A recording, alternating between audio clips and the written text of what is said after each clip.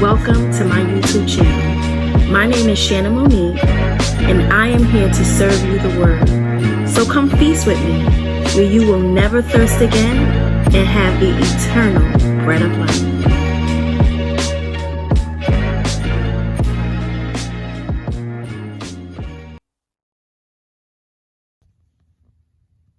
Shalom, family, and welcome back to Feasting on the Word with Shannon Monique.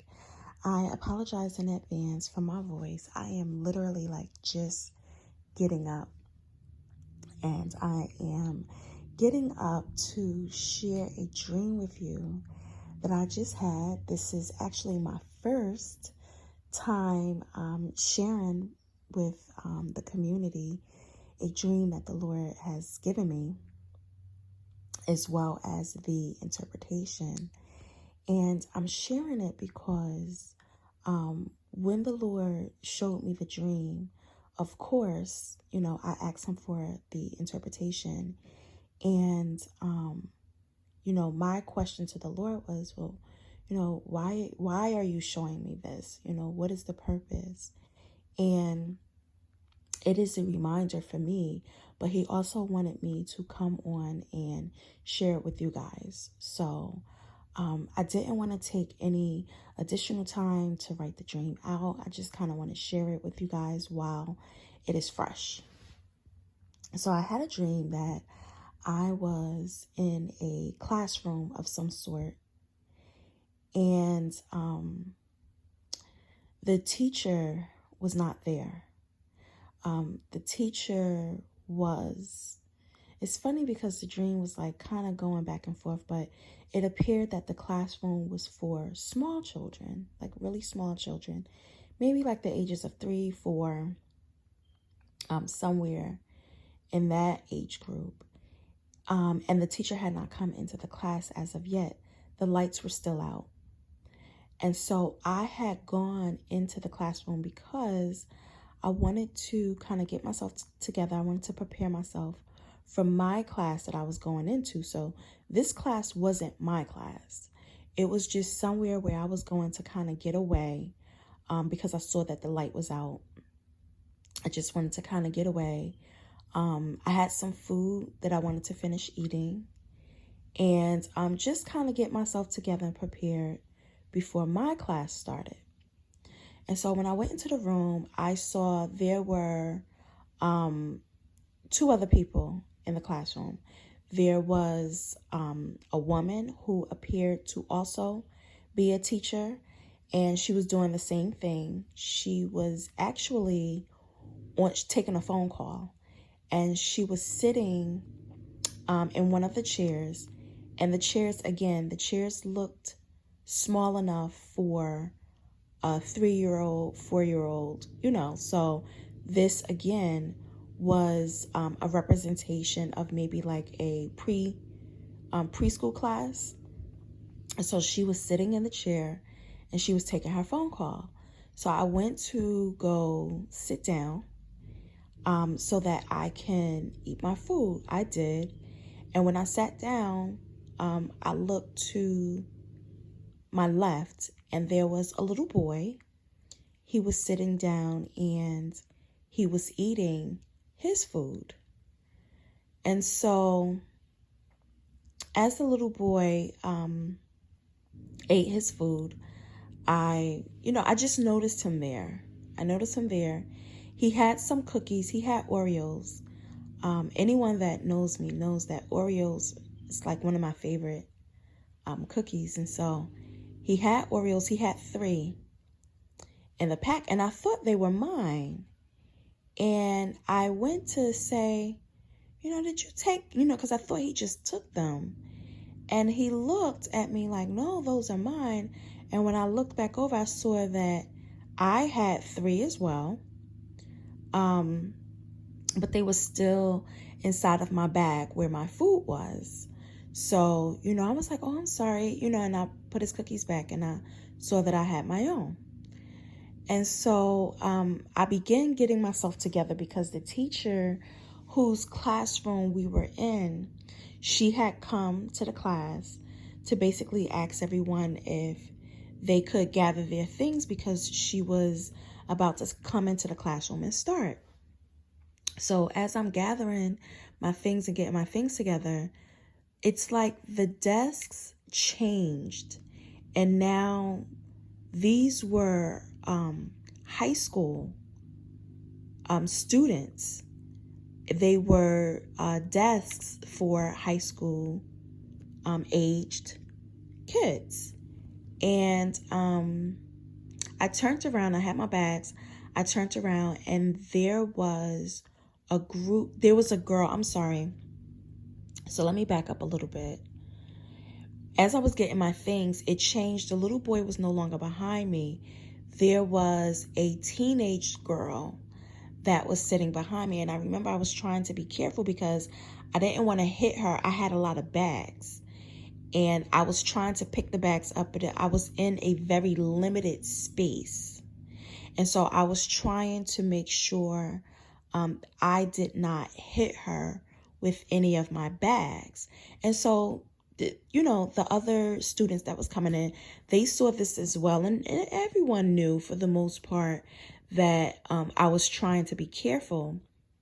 And I guess maybe I bumped into her, and she turned around and she said something, but she knew, like in her heart, she knew that it was a mistake. She didn't say anything to me really because I had bumped her. It was the reason she needed to say something to me because there was something else that she wanted to address me about. And that bump gave her the opportunity to do so. And so she said something about me bumping her. And, that's when I commenced to telling her, well, no, it was a mistake. The space is really tight. In no way did I mean to bump you. It was a mistake. I apologize. And so because she knew it, she really wasn't concerned with that. She went into saying, well, yeah, you're the one who said blah, blah, blah about so-and-so.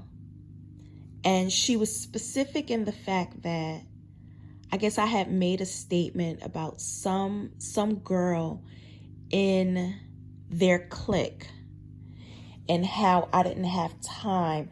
It was something very silly. Like it was teenage stuff. It was girl stuff. It was like, oh, you said you didn't have time for her. And, it was like that type of a thing. And I said, what are you talking about?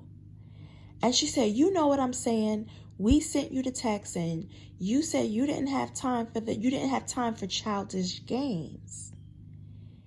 And when she said that, I looked at her and I said, listen, because I remember what I had on, because I had on like a coat and a hood. And I don't know why I was, my face and stuff was hidden like that. But I remember I said to her, listen, I am such and such years old. And I stated how old I was. So I don't have time for this. I am not you guys' age. I know I look young, but I am not your age. I have children that are older than you. And as soon as I said that, it was like the whole group, because it was almost like the whole classroom, like it was filled with these teenagers, and they all were looking to kind of like gang up on me. And as soon as I said that, they all took their attention off of me and they put their attention onto another young girl. And they started going off on her because they were shocked. Like, what? I'm like, yes, I'm not you guys' age. I don't know who you think I am, but I'm a grown woman. And so if I said that, I was saying it for a reason, because I really don't have time for this. I am too old for this. And I remember saying to her, yeah, because, I've noticed I've been getting these messages and, but I'm just thinking somebody's playing on my phone.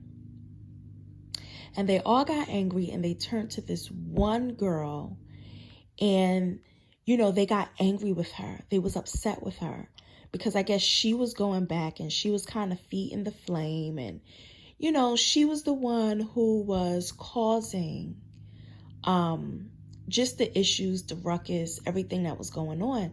So they all turned against her and was like, I can't believe this. I could tell that they felt bad. And so as this is going on, I realized it's time for me to go into my class, which was down the hall. And so I started leaving. And as I was walking, but it's funny because it looked like I was walking through a mall. I was walking through a mall. And as I was walking down the hallway, the pathway, the girl who had started this whole ruckus, she came running down behind me and she was trying to get my attention. I turned around and she said, I'm really, really sorry. I didn't mean it. She went into apologizing. And as she was apologizing, she was handing me money. It was $150. And she said, here. And I said, why are you giving that to me? And she said, because I'm really sorry. And, I want you to understand that I didn't mean. And she was going into this whole thing. And I said, well, no, forgiveness is free. And I remember as I was saying that to her, something came over me. And what came over me was that the Lord freely gives his forgiveness to us. We don't have to pay the Lord a monetary amount in order to be forgiven for the things that we've done. And so I said to her, no, I cannot take that. And she kept trying to give it to me. She just kept trying to give me this money. And I was like, no, I can't. And I remember as I was refusing the money, there was a part of me that was like, maybe I should take it. And I started to get a little weak because she kept pushing and she kept pushing and she kept pushing. I'm like, maybe I should take it. And as soon as the thought hit my mind, if she asked me again, I'm just going to take it, because she just kept on asking me to take it. She turned around and she saw one of the other young girls that was upset with her was walking past us. And since I would not take it from her, she saw the girl, and the girl, she was trying to talk to her. And the girl really did not, you could tell she really didn't have much to say to her. She was really upset that she had put them in the position to come at me. And I think it bothered them so because of my age, because it was like, you have us, coming to this woman and accusing her pretty much of things that is so far beyond her. Like, they were embarrassed.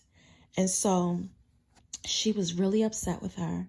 And so the girl took $100 out of the $150 that she was trying to give to me. She took $100 and she gave it to the girl. Like, the girl did not want to hear anything that she really had to say. She kept walking. And so she kind of just took the $100 and she kind of just like put it on her, like, forced her to take it. And the girl continued to walk. And as she was doing so, I remember looking, like, as all of this is going on, I'm looking, and what the thoughts that came to me in the dream was, they stick around. They continue to stick around her for that reason, because they know she will do this. And that's when I woke up. And I said, okay, Lord, why are you showing this to me? And one of the things that he said to me was, all money is not good money. So that's number one. There was a message and that's a motto of mine. Like, I just feel that way when it comes to just things in general, not just money, but I feel that way about, you have to be careful when you receive things from people. That's just number one. But that is a motto of mine. All money is not good money. And you have to be careful because people will buy you into situations. They will get you into situations because of money, because they know money is something that a lot of people will really, they won't question it. If you offer them money, they will give it, you'll take it. And so that was the first thing that the Lord said to me. All money is not good money. After he said that to me, he went further and said, people are watching you. And the same way you said to the young girl, or the teenager, that forgiveness is free. It was a true statement that you made. Forgiveness is free. No one should feel compelled to have to pay someone to like them, to forgive them.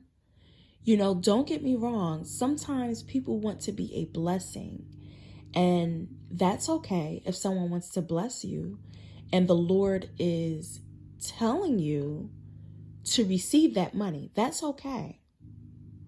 But to try to pay you off because they feel bad that they've done something, it should be okay.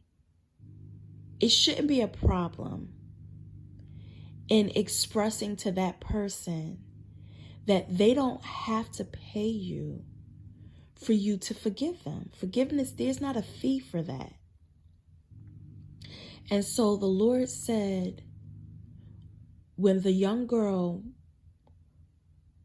gave the other teenager the money and she kept walking, what you felt in your spirit was, this is the reason why they stay around her.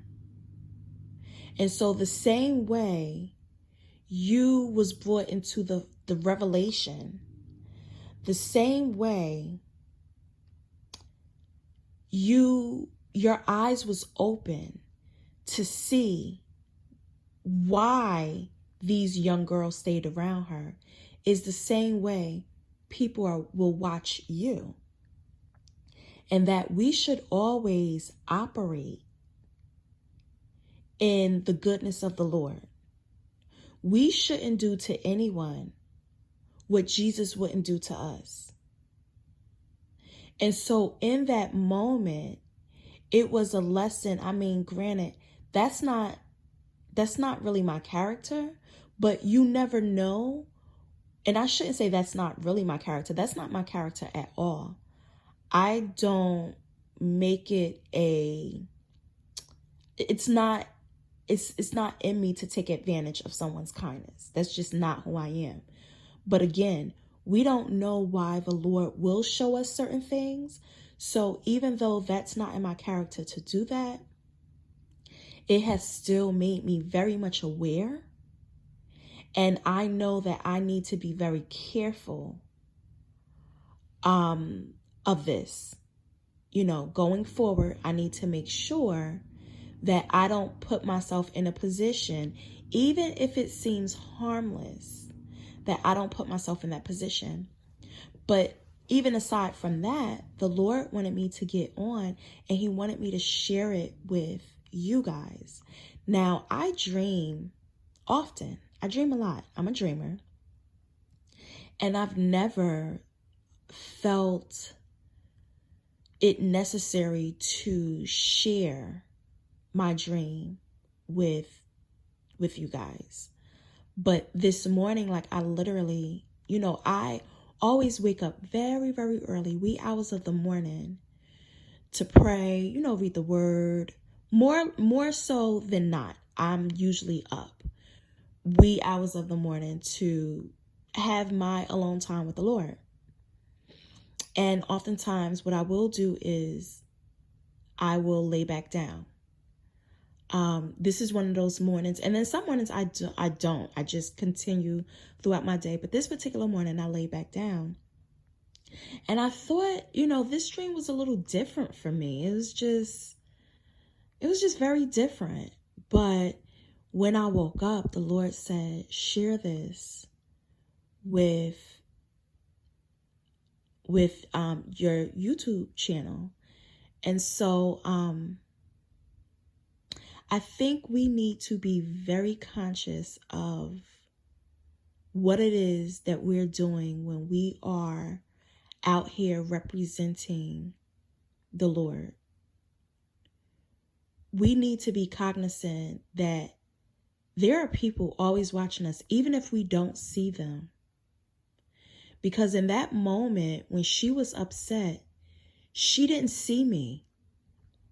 She was so just taken back. All of them were. They were embarrassed. Like, it really bothered them. Whereas with me, I'm like, okay, it was a misunderstanding. And of course, if that was a real situation, you had this whole group. And I mean, it almost seemed like about 20, 30 people.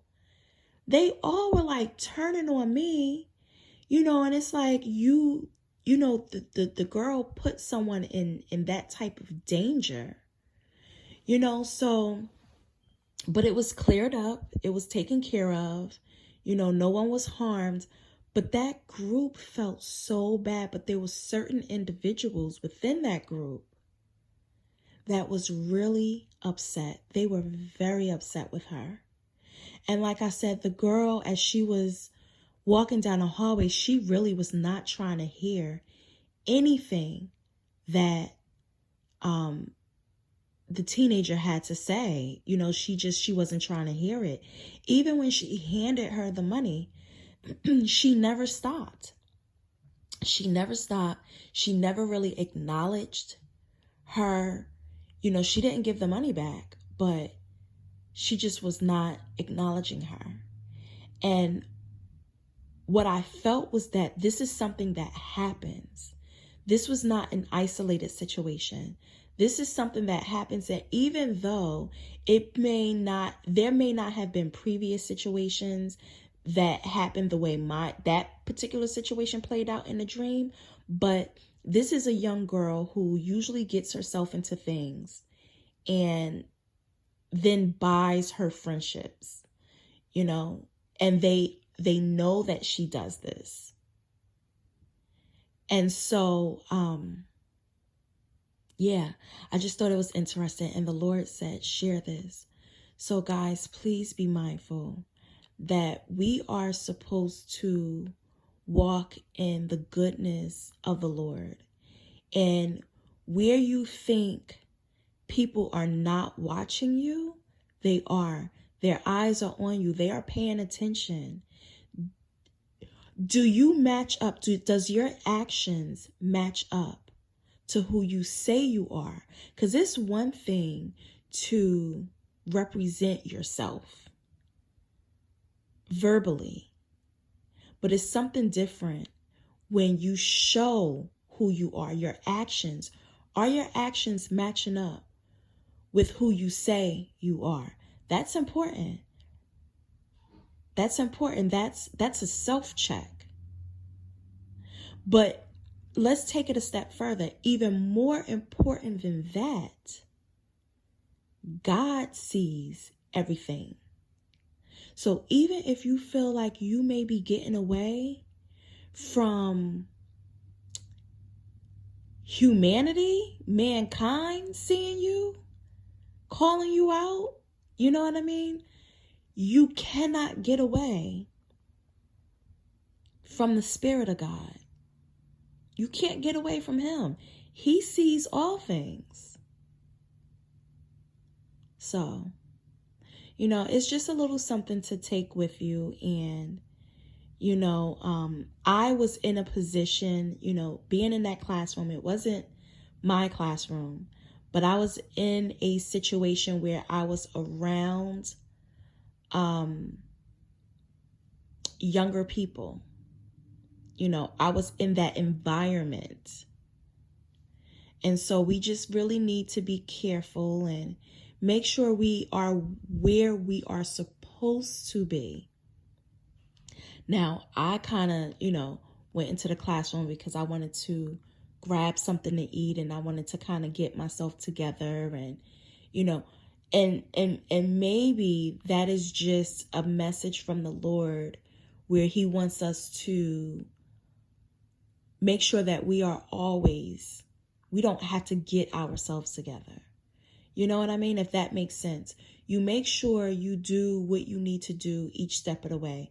And, sometimes we do, fall off. And sometimes we do need to, we become a little disheveled and we need to get ourselves in line. And that's fine.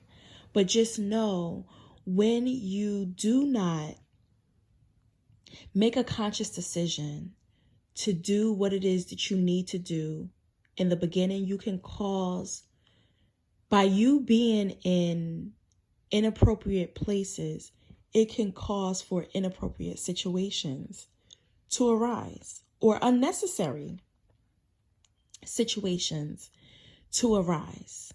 Had I been prepared, had I eaten already, had I done everything I needed to do, I would not have been in that situation. No one would have been able to call me out on anything because I would not have even been there. I was in a place that I should not have been.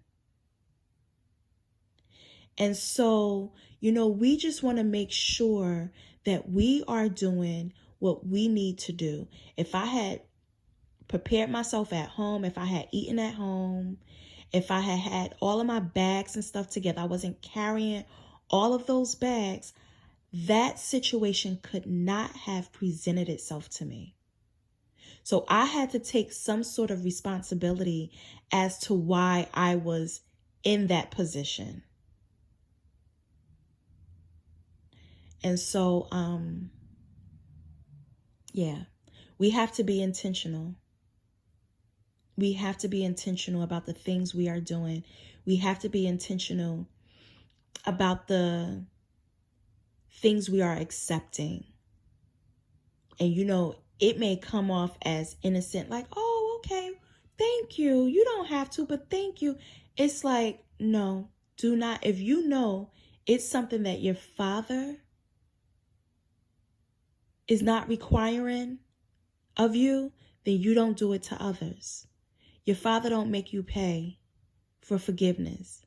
So you don't dare take payment from someone else to show that you forgive them. That's not the way we as Christians should operate. Okay, so I hope this brings clarity to whoever the Lord is speaking to. And until next time, family, I pray that you have a blessed day. Shalom.